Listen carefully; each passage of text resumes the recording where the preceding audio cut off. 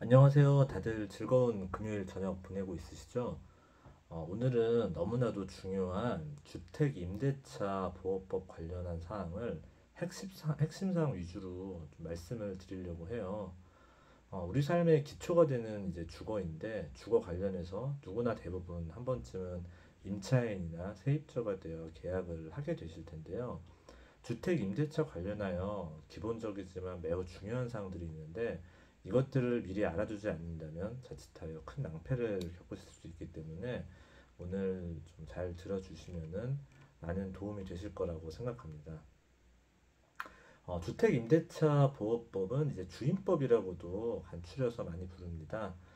이 법을 제정한 목적은 국민의 이제 주거 생활을 안정하기 위해서 임차인이나 세입자를 특히 더 보호하기 위한 목적으로 만들어졌어요.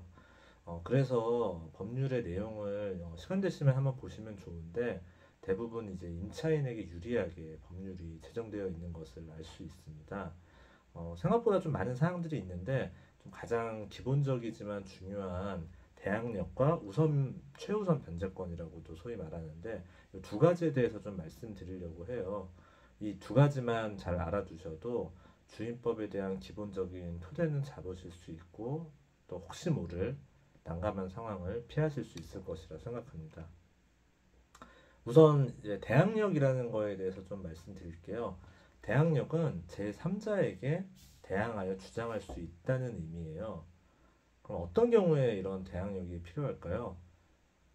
예를 들어서 좀 생각해 보면은 우리가 임차인으로 이제 입주를 할 경우 대부분 일정 금액의 보증금을 임대인에게 맡겨두는데 임대인이 갑자기 뭐 파산을 하게 하는 이제 불상사가 발생을 하게 됐을 때 해당 부동산이 이제 경매로 넘어가게 됩니다. 경매로 넘어갈 경우 보증금을 다시 돌려받을 수는 있을지, 그리고 또 내가 계속 안정적으로 주거 생활을 영위할 수 있을지 많이 좀 불안한 상황이 발생할 수 있습니다. 그래서 이제 주임법에서는 일정한 요건을 갖춰 대항력이라는 것을 갖춘다면은 누구에게나 자신의 이제 가진 권리를 주장할 수 있고 뒤에 이제 자신보다 뒤에 이제 있는 권리자들보다 우선하여 변제받을 수 있도록 하고 있어요.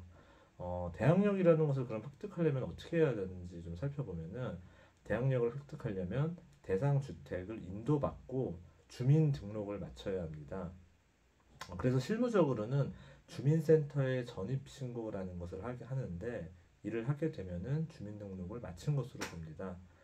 이때 임대차 계약서와 이제 신분증까지 지참하여 확정 일자를 주민센터에서 받아준다면은 경매가 진행될 경우에 후순위 권리자보다 우선하여 변제를 받을 수 있습니다.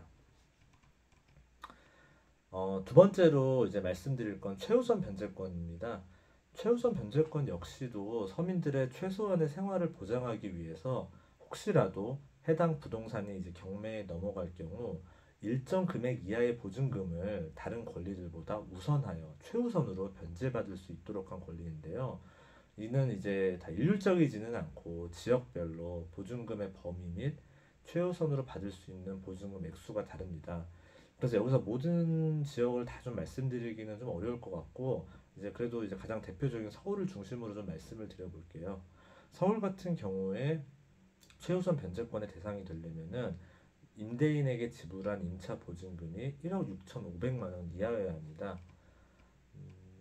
근데 1억 6,500만 원의 임차 보증금을 이제 누가 내고 들어갔는데 그러면 모든 전액을 다 보전받을 수 있을까요? 근데 이 최우선이라는 것은 내가 등기부를 떼어봤을 때 나보다 선순위 이제 권리자가 있다고 하더라도 최우선으로 받을 수 있는 권리예요. 그래서 어떻게 보면은 불특정한 이제 선순위 이제 권리자들한테 피해를 줄 수가 있기 때문에 전액을 항상 다 보전받을 수 있지는 않습니다. 범위의 제한이 당연히 있는데 서울의 경우 아까 임차보증금 범위가 1억 6,500만 원이라고 말씀드렸었어요. 그렇다면 서울 같은 경우는 이 경우에 이제 5,500만 원까지만 최우선으로 하여 변제를 받을 수 있습니다. 근데 여기도 일정 요건을 갖추어야 되고 또 제한 사항이 있습니다. 많이 완화된 조건이기는 하지만 최우선 변제를 받기 위해 임차인은 아무것도 하지 않으면 안 되고요. 해당 부동산이 이제 경매 신청 등기가 되기 전에 대항력을 갖춰야 됩니다. 그 대항력이라는 것은 아까 앞서 말씀드렸다시피 주택 인도와 전입신고 두 가지를 갖추어야지 최우선 변제를 받을 수 있고요.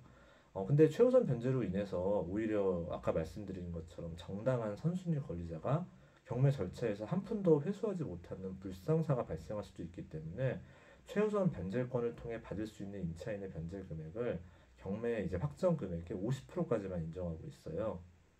예를 들어서 좀 간단하게 말씀드리면 아까 앞서 예를 들었던 서울 지역 부동산이 경매로 인해서 만약에 8천만 원에 낙찰되었다고 한다면 임차인은 최우선 변제권 행사를 통해 5,500까지 원래 할 수 있다고 했지만 8천만 원의 50%인 4천만 원까지만 최우선으로 변제를 받을 수 있고 1,500만 원 같은 경우는 회수를 할 수가 없습니다.